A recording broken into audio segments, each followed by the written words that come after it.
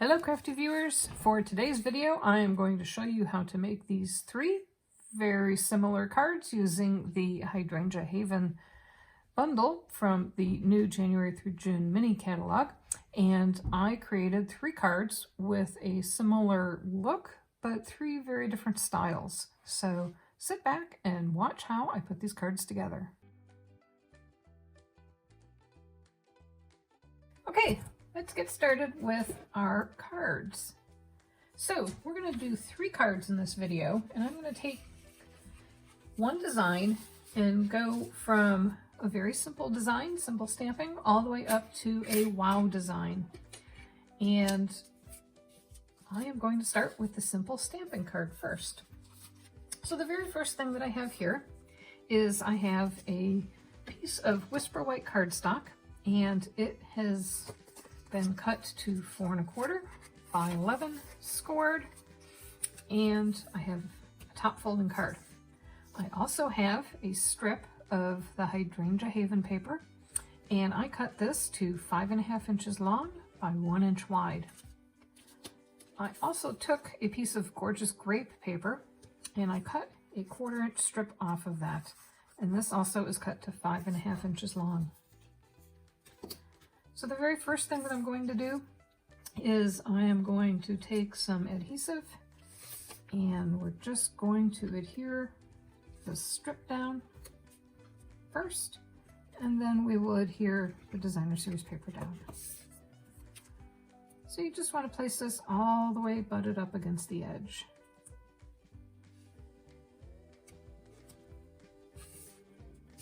Now we'll take a piece of this .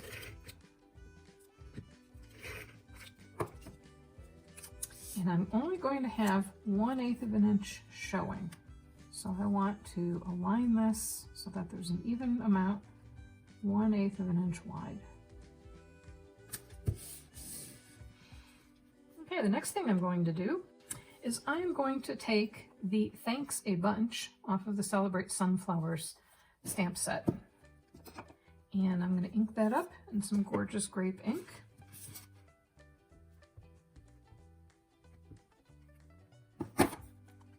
I'm just going to center that down here at the bottom, about a 1/2 inch, 3/4 of an inch, 1/2 inch up from the bottom. There we go. Got a nice impression on that.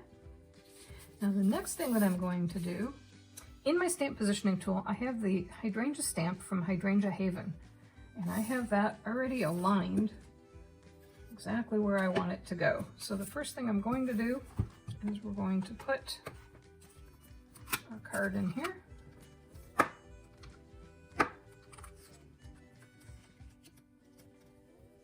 And you can see that I have it centered so that there's an even amount on each side.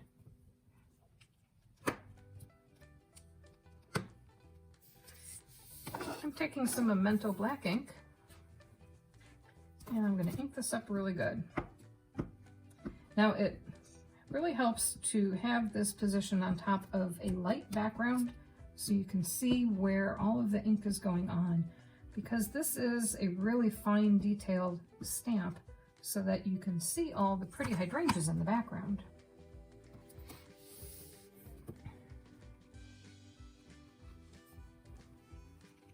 And because it is such a large stamp, it is good to use a stamp positioning tool to make sure that you get a good impression. You can see here there's a little bit missing.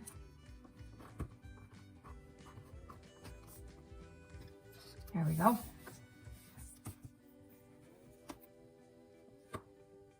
Now while we're at it, I'm going to stamp the other two hydrangeas for the other cards that we're going to make while we're at this. So I have a piece of 5 1/2 inch, a 1/4 sheet of Whisper White cardstock, basic white cardstock, and I'm just going to stamp this up real quick as long as I have it positioned in here. I'm making 3 cards and I have it positioned so that I can get 2 cards onto 1/4 sheet of paper.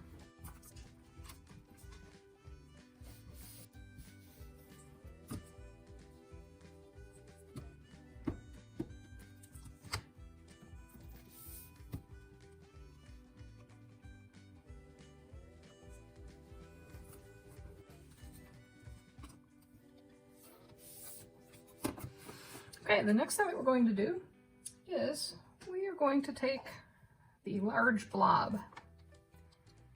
And this is a distinctive stamp, which means that it does have a mottled appearance. It won't be perfectly smooth and flat when you stamp it. And I'm going to take my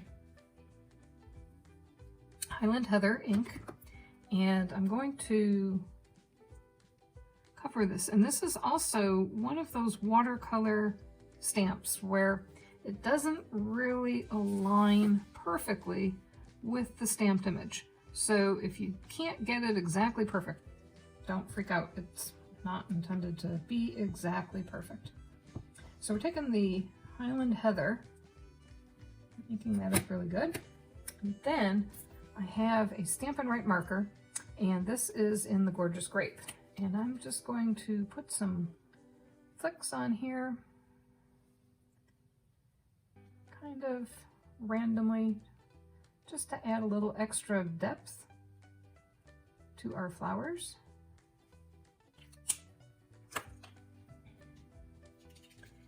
And I'm going to take some fine mist, and off camera I'm going to give it one good mist. And that just helps reactivate the ink a little bit. In case while you've been marking it up, it also helps do a little bit more of a watercolor wash to it.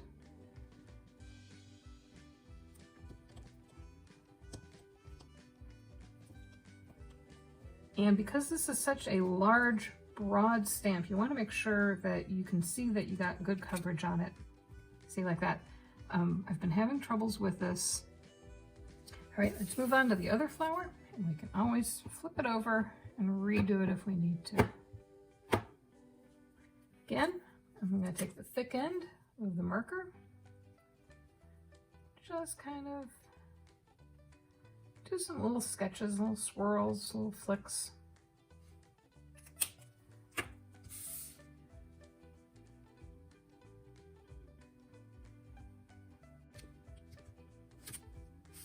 And that one worked much better. So it's a good thing we practiced on a piece of cardstock before we worked on our actual card, because now we have the card here, and I want to make sure that we get a good coverage on our simple card.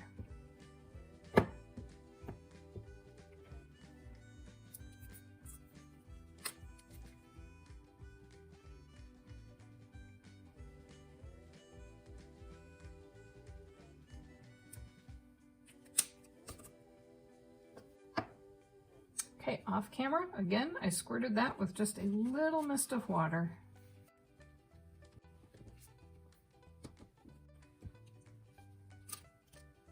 There, that turned out really well.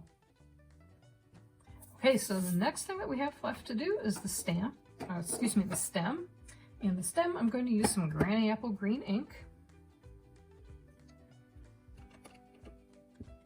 And I'm going to give this a little spritz as well, because I want it to kind of have that watercolory look on it.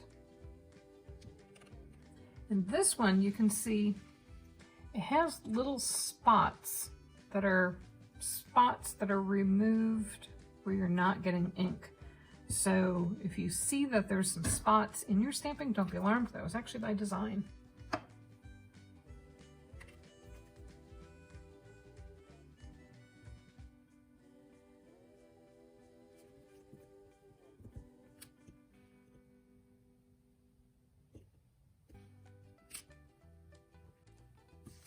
So that is our first card. Now let's take that card, and I'm going to take the good flower that we stamped out of here, and I'm going to use the dies that came in the Hydrangea Hill bundle, and I'm going to run this through my die cutting. Oops, oh, you know what? We need green on here too. Then I will run it through my die cutting machine.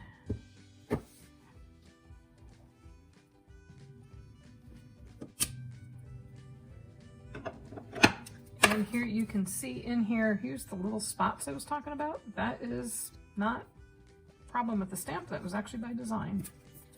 So I'm going to run this through the die cutting machine and I will be right back.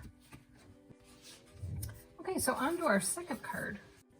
our second card uses a base of the Highland Heather, and I have another 1-inch wide strip of the paper. And for this card, I am going to adhere down. The first thing we're going to do is we're going to stamp our sentiment on the base here. And this base is cut to 3 inches wide. And again, I'm going to use the gorgeous grape ink for the sentiment. And make sure that gets centered right in the middle.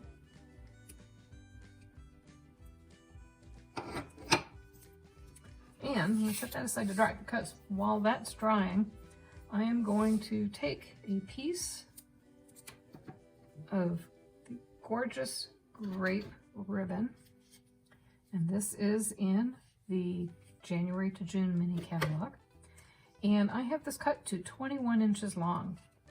I'm going to take some of my adhesive and I'm going to adhere that down about 1.25 inches over, because that's going to hold down the ribbon while we're tying our bow. And while we're at it, I'm just going to put some more adhesive down, and we're going to adhere the strip on top of that. So in order to get the bow to sit at the right spot, I did measure it, and I want to have 6.5 inches off the bottom. So I'm going to put my little ruler down here, go 6.5 inches, and just going to put the ribbon down. Now I can stick down my strip here. And just like the other card, I want that about 1/8 of an inch away from the edge of the card.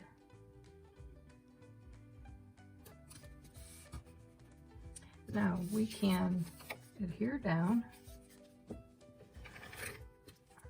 piece that has the sentiment on it.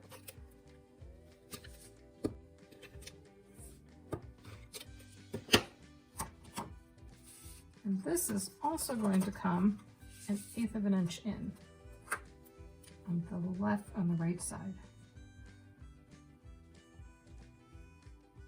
And so that should be butting right up to the edge of this other cardstock. Now we can tie our bow.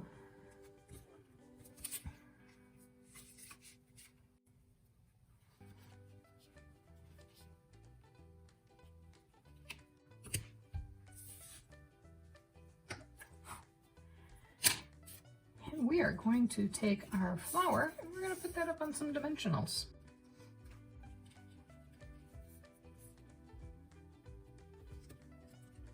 Now the very last thing that we're going to do is I am going to take some of these pastel pearls, and I'm just going to sprinkle a couple pearls all around the design.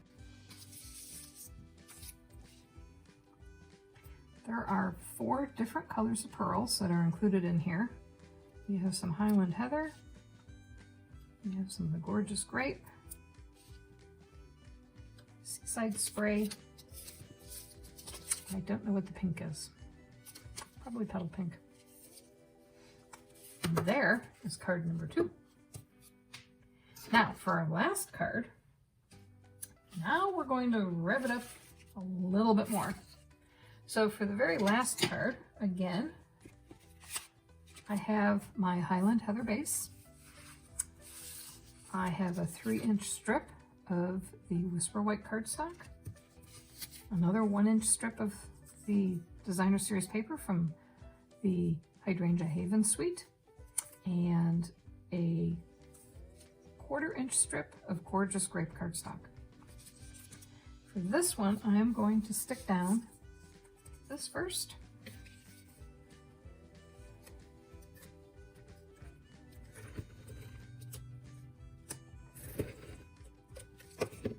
And again, just like the other cards, I am going to leave a 1/8 of an inch reveal, even just a little bit more even.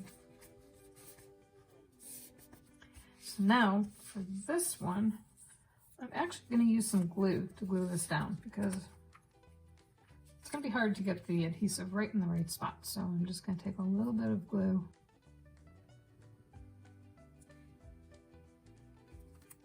and I'm going to lay that down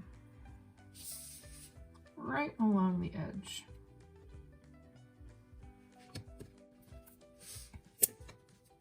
Now in this design, the white cardstock is going to overlap this so that there's an 1/8 of an inch reveal.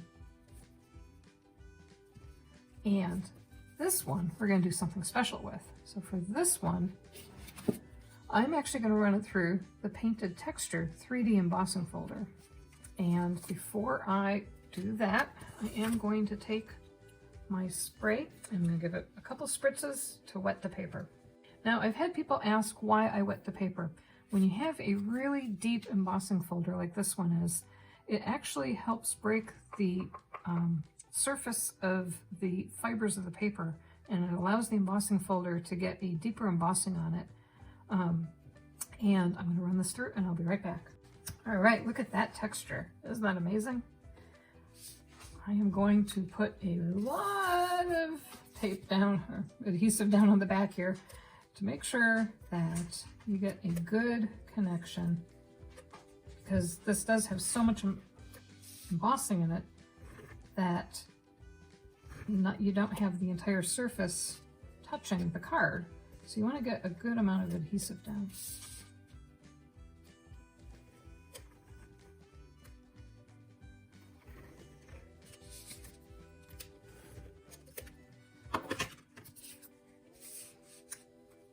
I'll line that on this edge,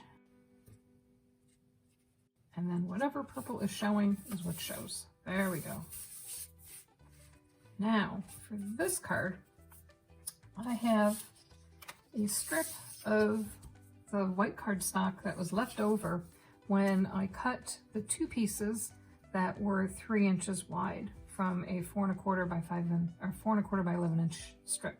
So I had these two pieces that were 3 inches wide, and then this is the 1 1/4 that's left over. I am going to take my sentiment and my gorgeous grape ink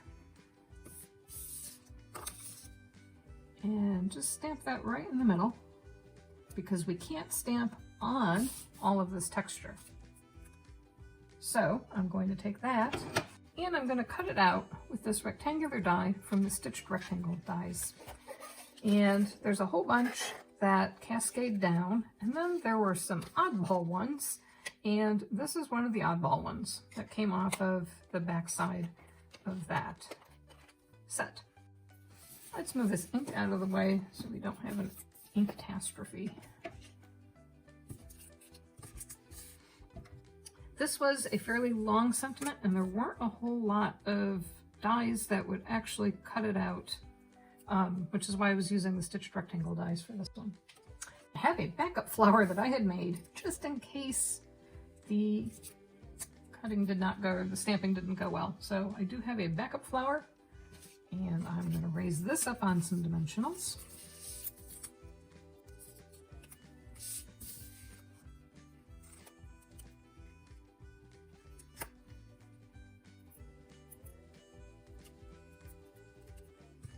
And I'm going to raise the sentiment up as well.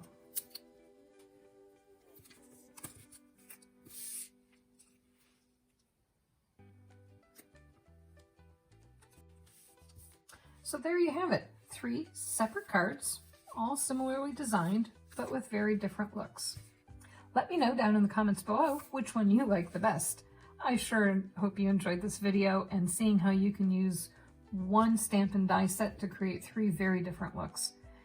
If you would, hit subscribe so you can be notified of new videos, and if you are interested in purchasing any of these products, I would be so happy if you shopped in my online store.